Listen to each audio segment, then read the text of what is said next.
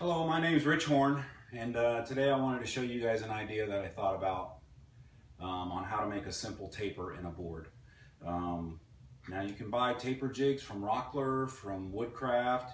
I saw various things on the internet about making your own taper jig, certain clamping devices and other things like that. And after thinking about it for a while, I came up with a pretty simple solution that you can probably do with the simple items in your shop. And it doesn't take very long to see how this is very simple and easy to do.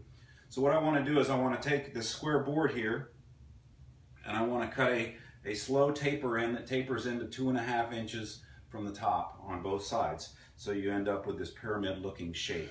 It'll look something like this when it's completely cut. So you can see how I was after a very straight, very repeatable line on the side that I wouldn't have to sand down too much. I saw on other places where people were just recommending drawing a line and cutting it with a bandsaw and then sanding it down, and I didn't really like that idea too much. So what I came up with is a little bit different.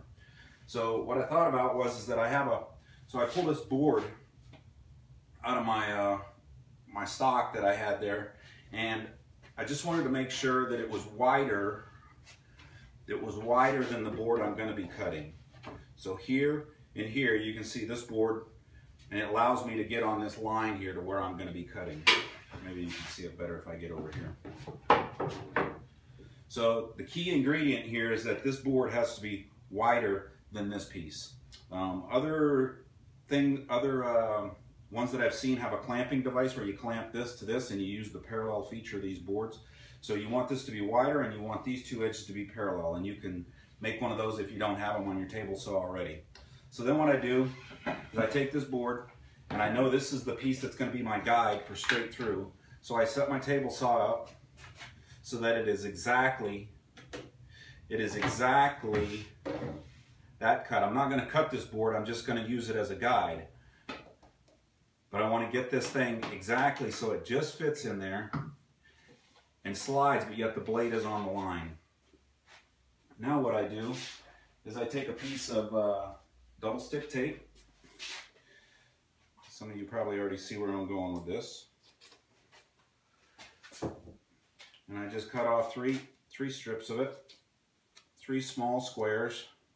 It doesn't take very much, and you can actually use it one more time after you do this. You take your board that you're going to cut, and you lay your guide on the line. So I don't need to do that quite exactly yet, because what I'm going to do is I know I'm going to put a piece of tape there. I'm going to put a piece of tape there, and then somewhere down in here that's inside this other line that I drew, I'm going to put another piece of tape here. Now you take off the other sticky side here.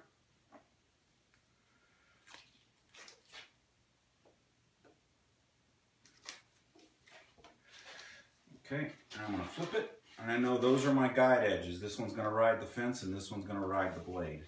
And I have my line here, 2 inches in to nothing here. And it's not critical that I get it towards the end, I just got to be able to have enough on the table to control my slide through the blade. So now that I have it laying right on the line, I'm going to set it down.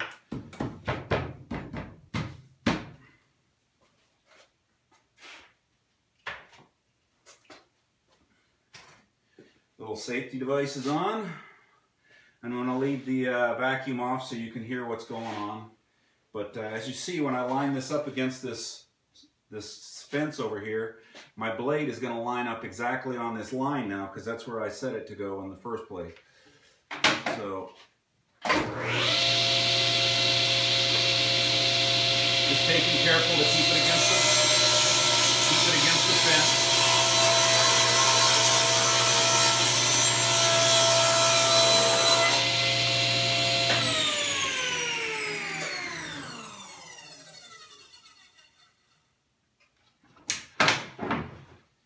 There you have it. Pretty simple. Now all you got to do is peel this off and turn it around and get the other side.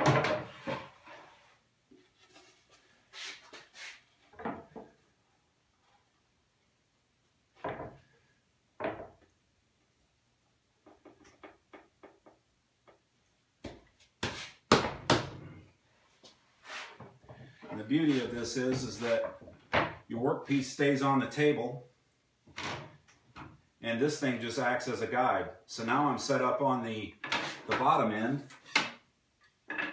to do the same exact cut, except I'm going to hit at the wide end up here.